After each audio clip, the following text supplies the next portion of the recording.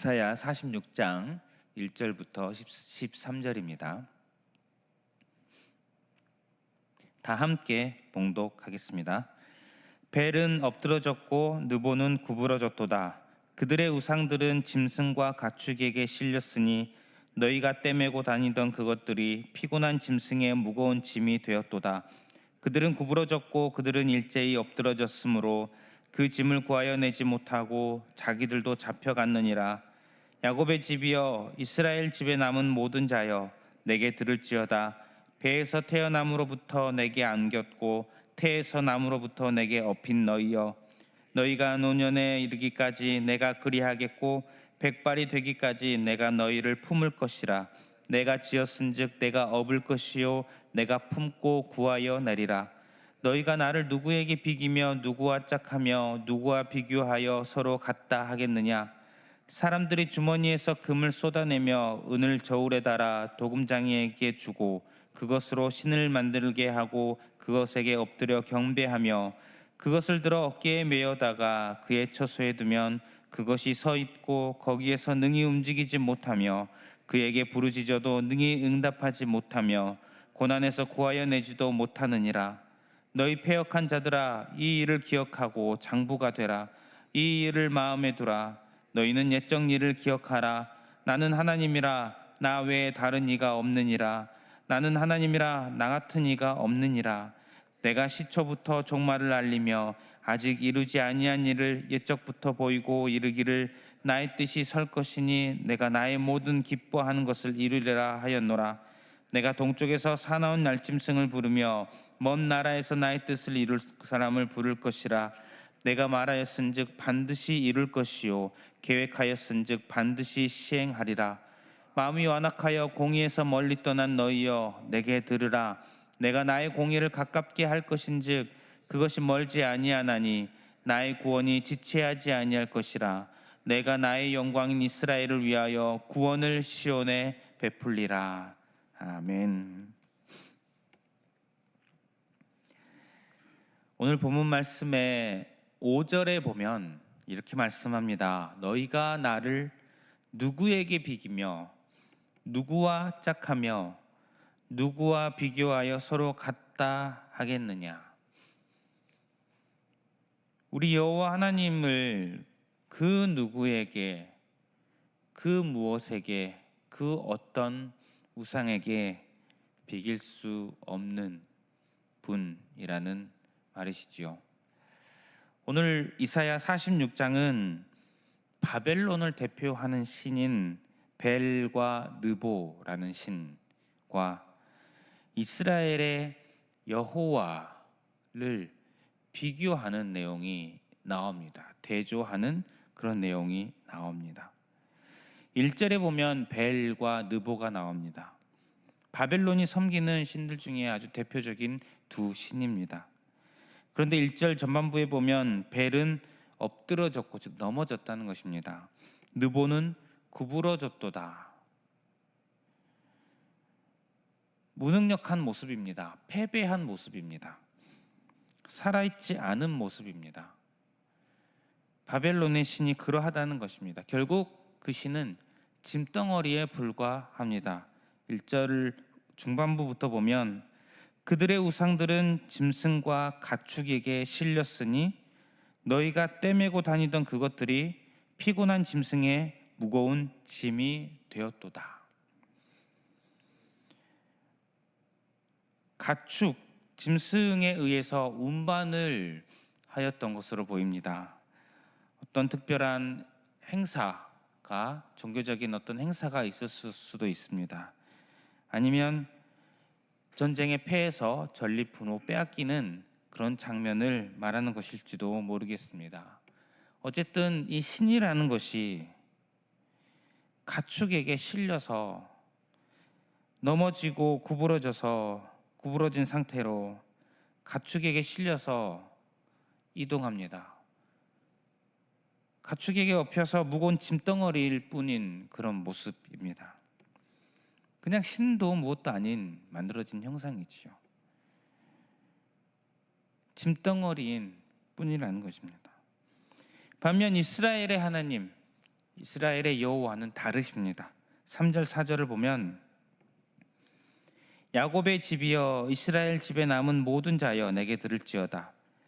배에서 태어남으로부터 내게 안겼고 태에서 남으로부터 내게 업힌 너희여, 너희가 노년에 이르기까지 내가 그리하겠고 백발이 되기까지 내가 너희를 품을 것이라.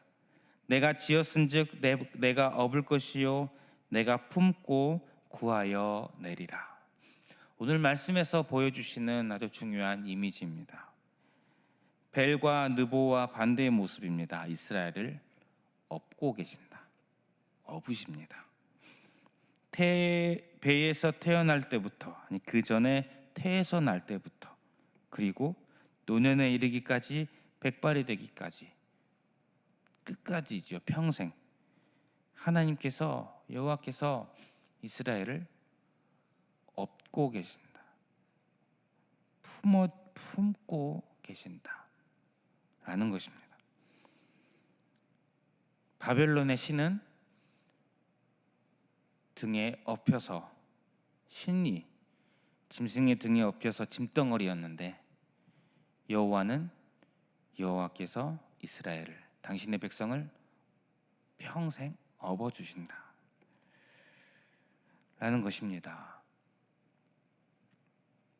오늘 이 본문 말씀은 이사야가 예언을 한 내용인데 어느 시대에 대한 예언이냐 하면 포로 시대에 대한 예언입니다.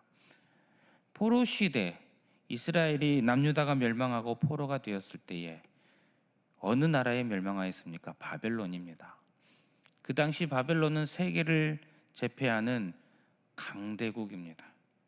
잘 아시다시피 고대 시대에는 나라의 힘, 국력, 또 전쟁에서의 승패는 곧 신의 승리와 신의 실패, 신의 힘, 그들이 섬기는 신의 힘에 있고 없고로 여겨졌습니다.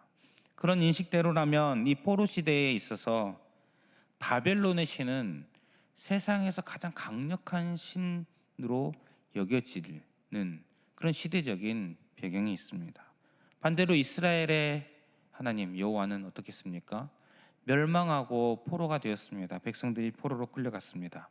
즉 힘없고 초라한 신으로 여겨지는 그런 시대적인 배경이 있습니다. 그러나 여호와께서 반대로 말씀하십니다. 바벨론의 신들은 무력하다, 헛되다, 짐덩어리일 뿐이다. 모든 우상을 대표해서 그렇게 말씀을 하시는 것입니다. 우상들이 다 그런 것이라는 것입니다. 6절 7절에 보면 사람들이 주머니에서 금을 쏟아내며 은을 저울에 달아 도금장이에게 주고 그것으로 신을 만들게 하고 그것에게 엎드려 경배하며 그것을 들어 어깨에 메어다가 그의 처소에 두면 그것이 서 있고 거기에서 능히 움직이지 못하며 그에게 부르짖어도 능히 응답하지 못하며 고난에서 구하여 내지도 못하느니라.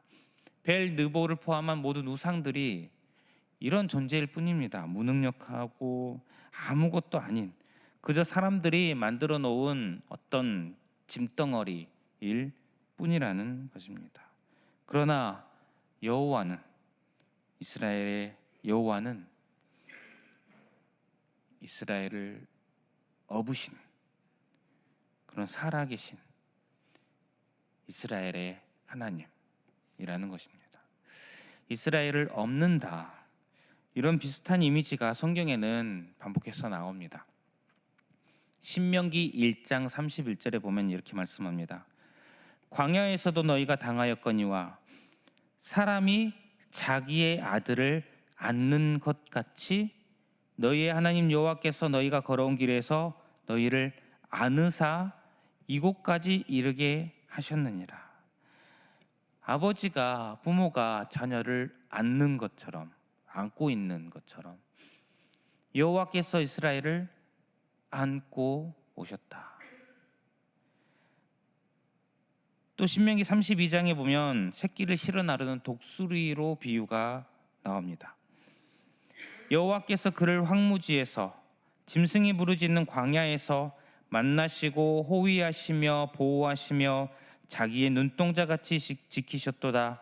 마치 독수리가 자기의 보금자리를 어지럽게 하며 자기의 새끼 위에 너풀거리며 그의 날개를 펴서 새끼를 받으며 그의 날개 위에 그것을 엎는 것 같이 여호와께서 홀로 그를 인도하셨고 그와 함께한 다른 신이 없었도다. 독수리가 날개를 펴서 그 힘 있는 날개를 펴서 자기 새끼를 실어 나르는 것처럼 여호와께서 이스라엘을 안고 실어 나르신다. 또 어떤 이미지가 나옵니까? 시편에는 양떼를 인도하는 목자의 이미지가 참 많이 나오지 않습니까? 우리 하나님은 이러한 하나님이시라는 것입니다. 우리의 아버지이십니다. 우리를 평생 업으시는, 품어주시는 하늘 아버지이십니다. 왜 이렇게 우리를 업고 이스라엘을 업고 품어주십니까? 사랑하시기 때문입니다. 태초부터 사랑하시는 그런 하나님이시라는 것입니다. 이제 그분께서는 내가 이런 여호와다라는 것을 이스라엘 백성들에게 말씀하여 주시고 또 이후로는 이스라엘을 구원하실 것을 10절부터 13절에 또 반복해서 말씀을 하십니다. 11절 후반부에 보면 내가 말하였은즉 반드시 이룰 것이요 계획하였은즉 반드시 시행하리라. 하나님께서 오늘 본문 말씀에서 그리고 다음 장에서 말씀하시는 내용들이 바벨론에 대한 심판의 내용입니다. 그들이 결국 무력하게 될 것이고 멸망하게 될 것이라는 것입니다. 하나님께서 계획하신 일이고 반드시 시행하시는 일입니다. 그것은 왜 그렇게 시행을 하시는가? 바벨론에 대한 하나님의 심판이 이스라엘의 구원을 위한 것이기 때문입니다. 그래서 13절에 보면 내가 나의 공의를 가깝게 할 것인즉 그것이 멀지 아니하나니 나의 구원이 지체하지 아니할 것이라. 내가 나의 영광인 이스라엘을 위하여 구원을 시온에 베풀리라. 이스라엘 사랑하시는 하나님, 그들을 업고 계시는 하나님께서 결국 그들을 위해 바벨론을 멸망시키시고 구원하시겠다, 시행하겠다 라는 말씀을 주고 계십니다. 성도 여러분, 하나님께서 우리들을 업고 계신다. 이 사실을 기억하는 저와 여러분들 되시기를 바랍니다.